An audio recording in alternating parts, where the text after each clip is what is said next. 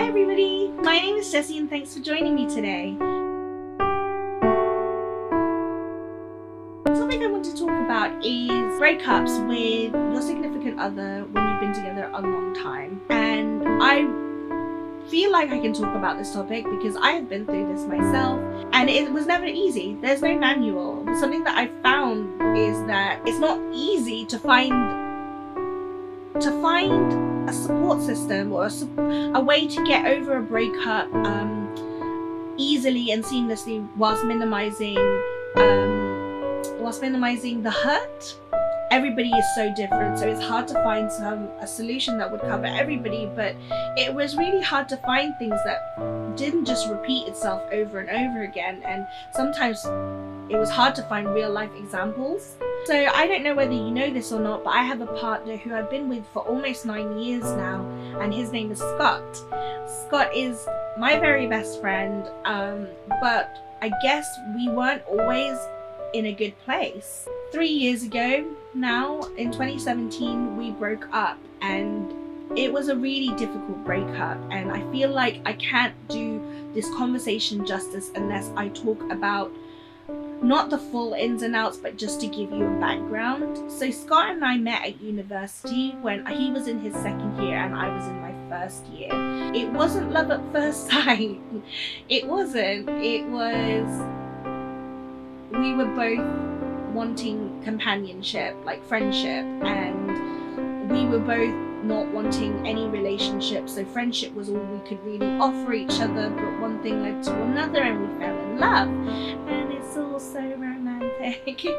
So when I met Scott, I wasn't expecting it / wanting it, but I was at a point where I just really needed a friend and I didn't have any friends, and so I met this guy who wanted to talk to me, and I thought, well, you know what, why not? Well, listen, I'm the middle child of 3 kids. My parents are married, but my dad had a divorce, so he has 2 other kids. My childhood was really awful, so it really fucked me up in my head, and I'm really crazy because of it, but I can't blame my parents because I don't want to seem ungrateful, so it's like that, and it's awful.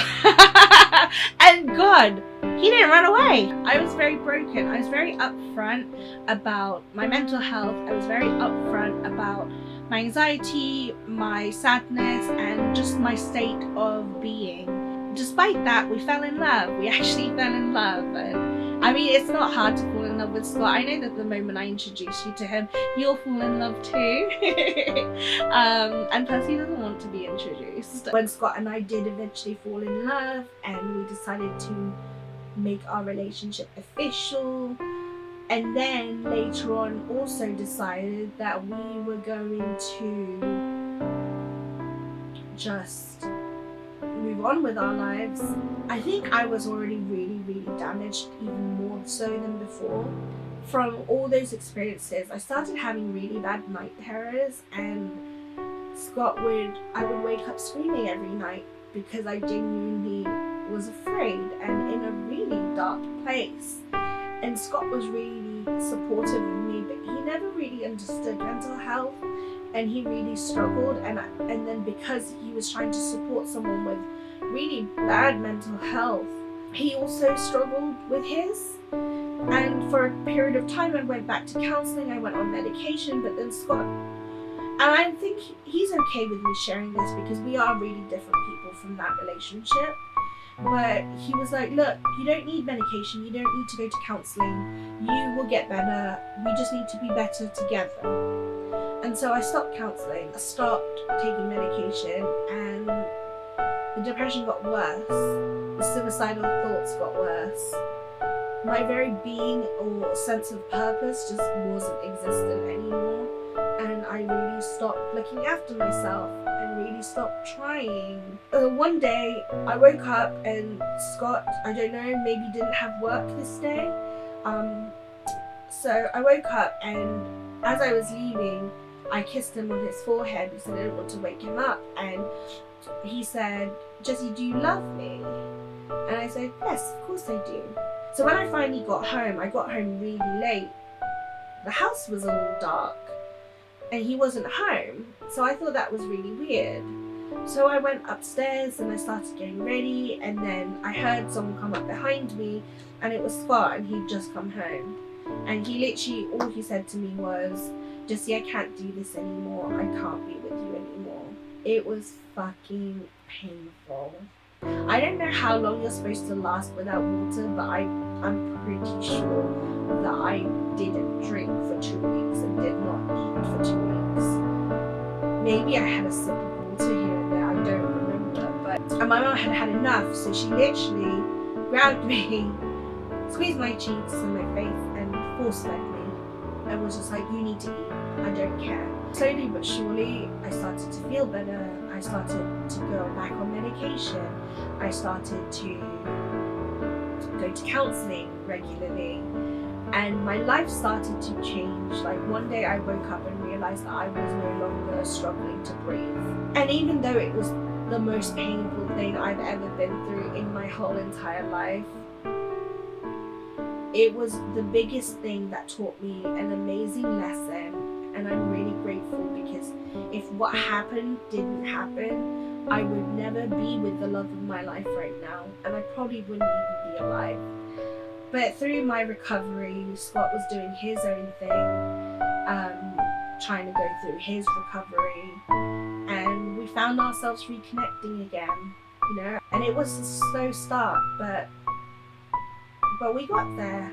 And now, 3 years on from that breakup, I can safely say that our relationship has never been better. It probably is even better than when we first started dating, and I genuinely had the most fun dating Scott.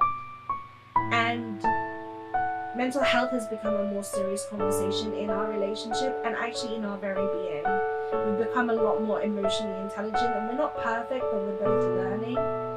And Scott, for somebody who hasn't had a history with poor mental health, is doing the best that he can. So for anybody who's being supported by a partner who doesn't suffer from severely negative mental health, please just remind them every so often how much you love them and how amazing they are, because I don't thank Scott enough. I don't tell him enough how I appreciate him. And the sad part is, he doesn't ever need to be thanked. He never expects to be thanked. He never feels good from being thanked. He just does things because he's good, and he's a good person. And that's why people like us, when we have someone willing to put up with our crazy and help soothe our painful hearts and clouded minds, we need to remind them just how amazing they are, and maybe every so often give them a chance to just be the ones that need looking after, because they look after us really well. I'm really emotional, and I need to go hug my boyfriend now, I think. So, hey ho, we live and we learn. Thank you so much for watching, and I'll see you later. Bye!